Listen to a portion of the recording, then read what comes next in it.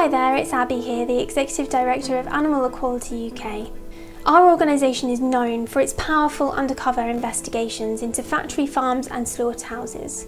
We've visited over 800 facilities around the world, exposing extreme animal cruelty and suffering. Recently, we carried out an investigation of a different kind, this time in the form of a groundbreaking report, and our findings should alarm any consumer. Together with the Animal Law Foundation, this first of its kind report looks into the shortcomings in the ways that animal protection laws are currently being monitored and what exactly happens when those laws are found to be broken. Our findings are disturbing, and they reinforce what undercover investigations have been showing for decades, that ultimately the animal agriculture industry does not have adequate oversight, and it's leaving the opportunity for perpetrators to receive little more than a slap on the wrist when they are found to be breaking the laws. It's an issue that we are calling the enforcement problem. There are over 300,000 farms in the UK housing over 1 billion animals, and yet our investigation showed that fewer than 3% of farms on average over a 4-year period were inspected by a regulatory body. Yes, you heard that right. What that means is that 97 out of every 100 farms were not formally inspected. It leaves the opportunity for potential animal abuse to be going entirely undetected. So at this point, you're probably wondering, how on earth can that possibly be the case? Well, one of the primary reasons is that there appears to be a serious lack of inspectors in place. Our investigation alongside the Animal Law Foundation found that there is on average just one inspector responsible for 205 farms, and many of them also work part-time. That is a huge responsibility for one single individual, especially if you consider that some individual farms house over hundreds of thousands of animals in a single facility. The second issue is that this is an extremely chaotic and disorderly system.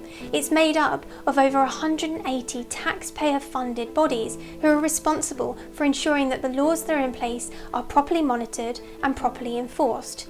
Sounds like a lot, right? And that's because it is. It's an extremely complicated system. So bear with me as I begin to explain exactly how that works. So in England, you have DEFRA, who is responsible. In Scotland, you have the Scottish Government. In Wales, the Welsh Government. And in Northern Ireland, DAERA. Inspections occur only very rarely, and those farms that are considered high risk are prioritised, perhaps because they've been at the centre of an animal abuse scandal in the past or have received a complaint, for example. Just think about that for a moment though. That is an extremely reactionary and problematic approach. It means that the vast majority of farms that are considered not to be high risk are therefore receiving little attention from regulatory bodies.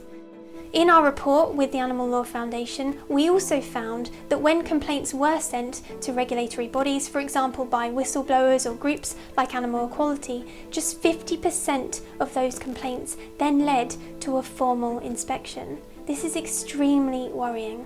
When inspections do then take place, in England, Wales and Scotland, it falls on the local authorities to then carry out legal enforcement actions, whereas in Northern Ireland, it's the responsibility of DAERA. It actually falls under the remit of the FSA, the FSS and DAERA when it comes to carrying out land animal welfare checks in slaughterhouses in England, Wales, Scotland and Northern Ireland respectively. When there is evidence of unlawfulness that has been discovered, if a prosecution was to take place, in England that would fall under the Crown Prosecution Service, in Wales the Welsh Government, in Scotland the Procurator Fiscal and in Northern Ireland the Public Prosecution Service. Are you still with me? As I said, this is an extremely complicated process, and just imagine if it's this hard for me to explain it to you, what it's actually like in practice.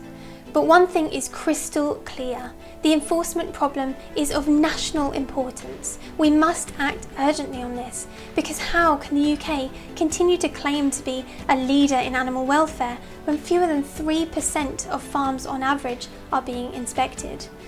Animal equalities investigations have found time and again laws are being broken, and yet there is little justice for the animals.